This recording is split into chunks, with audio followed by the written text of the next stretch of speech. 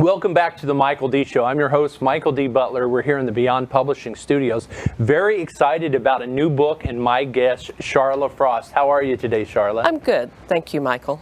Thank you for having me. Yeah, it's great to have you back. Now, why a children's book called Frogville?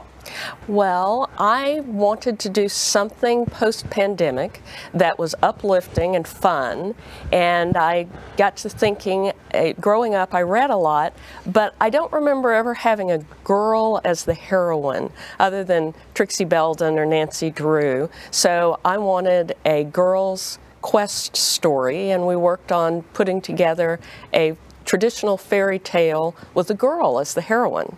A girl frog, as it turns out, but it's a girl.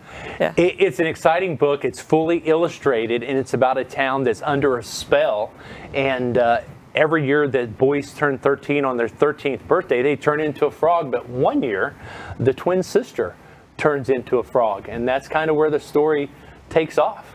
It is. Lily discovers that it's the oldest twin, and the oldest twin turns out to be the girl, so she has to step into the role, and the story is about family and doing good things and trying to take care of the world as a girl.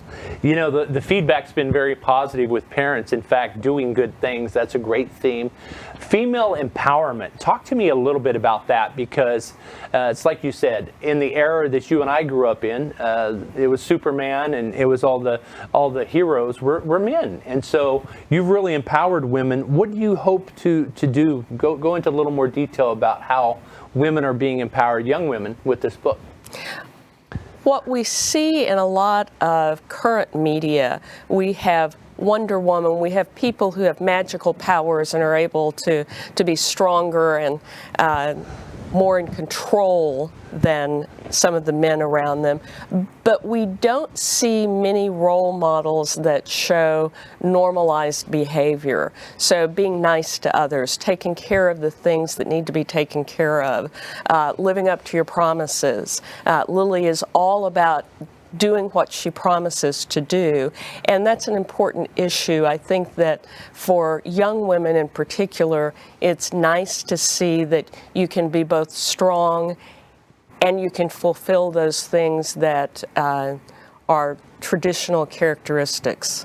Well, a lot of this is true to life for you. You found your power by getting an education and being a powerful attorney for many years.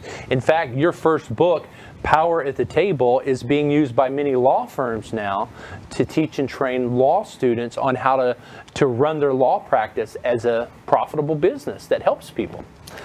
That is correct. A little bit about that. Well, when I went into the practice of law, I was the first one in my family to become a lawyer.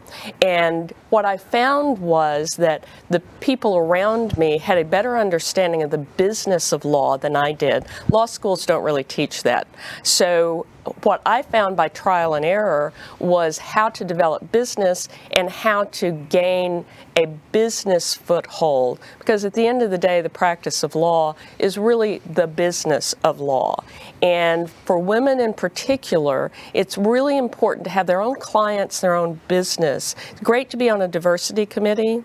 That doesn't get you any power. You want control over your life, you want control over your schedule, and if we've learned nothing during the pandemic, we've learned how important it is to be in control of those aspects you can. Mm-hmm. And that was sort of the genesis of the power at the table concept. Sitting at the table is lovely. Doesn't do you a bit of good if you don't have any power once you get there. And I think that it is very important that young lawyers, particularly young female lawyers, learn that from the get-go. And you do a wonderful job in that book, and you teach negotiation, you teach business, you teach all those important business skills that women and men need, but you specifically wrote the book for women, and I think that's a very powerful thing. Now, you're dressed in green today. What's the story behind the green jacket? Well, since my character is a frog, I thought that I would pay homage to Miss Lily by wearing green today, because the residents of Frogville in the book, not the residents of the Frogville where I live in Oklahoma, actually are sort of greenish in tint and frog looking. So I thought it was appropriate to wear green for Miss Lily today. Now, what age category is the book written for? It's really written for those between the ages of about 8 to 13. Some of my young readers, I understand, have some difficulty with the vocabulary, but we intentionally wrote the book to help stretch vocabulary. Yeah, this is both a learning tool and an inspirational tool. So that's the box that it fits in. Read up. You're encouraging kids to read and read up, read at higher reading grade levels. And I think you were one of those grade school kids like myself whose library card was always maxed out, because the library would only give us 10 books. So I would actually check out books on my brother's card as well. So at any one time I might have 20 books checked out. But I think you're inspiring a new generation of young readers. Now, as far as the reception you're getting from young women all over that are reading the book, are they dressing in green? What are they doing? Are they decorating their bedrooms with posters and things like that? Have they started Frogville reading groups and societies? What's kind of the aftermath of this? Not that I am aware of. That would be fun, but to my knowledge, we do not yet have a Lotus Dillweed collection on clothing and books. Posters and so on. Coming soon. Posters coming soon. I really think you've got a movement started here, and you're really respecting the frog, but you're telling a powerful parable, a powerful metaphor here, and it's so beautifully illustrated. Tell me about book 2 and 3, because this is not just one book. You've got a series, and that's exciting. That is correct. The second book is Frogville, Quest of a Princess, and the third one is Frogville, Quest of a Queen. We have the second book almost finished. I've been working with an illustrator. It's a different kind of illustrations, because while the books are interrelated, they aren't really a continuation of each other. And the second one is about a young woman who escapes the bonds of family control to go and save her family. The third one we'll keep as a secret because we aren't there quite yet, but they all three tie together, and at the end Lily finishes her quest and the other two finish their quest as well. Now, there's something about the curse on this town that will be lifted, and it involves a kiss from someone very special. Can you give any insight on that? Well, we won't ruin the plot, but another part of the book, and one of the points of the book, is that true love isn't necessarily romantic love. So what we find with friendship, because friendship is very important, is that friendship can give you the same kind of true love that a romantic love can. So you don't really have to spend all of your life looking for Prince Charming. You can find love in a lot of different ways. And I'm glad you really dive into that for the young people, because I think particularly with young women, right, it's pervasive in the culture and in the media 24/7. They're looking for Prince Charming and they're waiting to be kissed.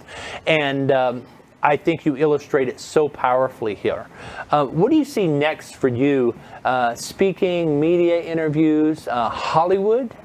What do you think's next for Frogville? That would be fun. We would love to do a film version of Frogville, because it's a cute story, but it's also a classic fairy tale story, and it is the kind of story that translates well both visually and on the page. So that would be fun. I enjoy speaking, and I am continuing to give presentations and speeches more on the Power at the Table book than on Frogville, but we'll see how it plays out. My quest is to do a little bit more of both, because I think it's fun, it's enjoyable. I have a couple of things already scheduled. I will be the primary speaker for the second grade at Fort Howsen in February to talk with them about the book.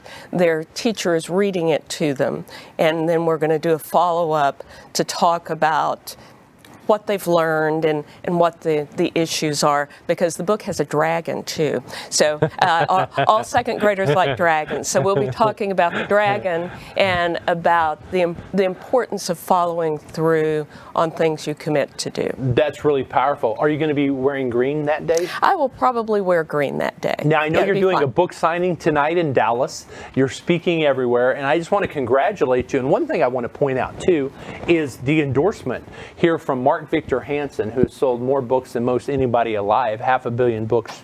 Chicken Soup for the Soul says, Frogville is an enchanting tale full of imagination and charm. Frost has given us what is sure to become an instant children's classic, a story for the child in all of us. And I think that is very well put by co-founder of Chicken Soup for the Soul, Mark Victor Hansen. And I want to thank you for joining us today. Give us a little tidbit about Frogville, Oklahoma, and how the ideal came to be. Yes, I grew up in Frogville, Oklahoma, which is part of the greater Hugo Metroplex, for those of you who don't know where it's located. It is in the southeast corner of Oklahoma, and it is a ranching community. My family has been there. I'm a fifth generation Frogvillian on one side and a fourth generation on the other. So it's always been a topic of amusement to people who knew me. And many years ago, I met Carl Albert, who was the former Speaker of the House.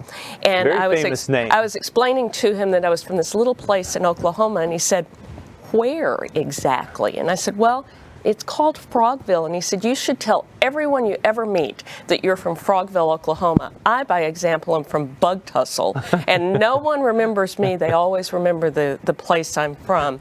Everyone will remember you as that woman from Frogville." And it's some of the best advice I ever got. So it was the perfect name for book. And not only did you tell everybody you're from Frogville, you actually wrote the book series, Frogville, The Quest of a Frog. You're changing young lives and you're shaping hearts and minds for the future. Sharla Frost, thanks for being with us. What a great interview. Thank you, Michael. Check it out now. Grab it everywhere books are sold. Frogville. Get all 3 copies in the series. The trilogy will blow your kids and your grandkids away and keep them reading and doing amazing things for a long time.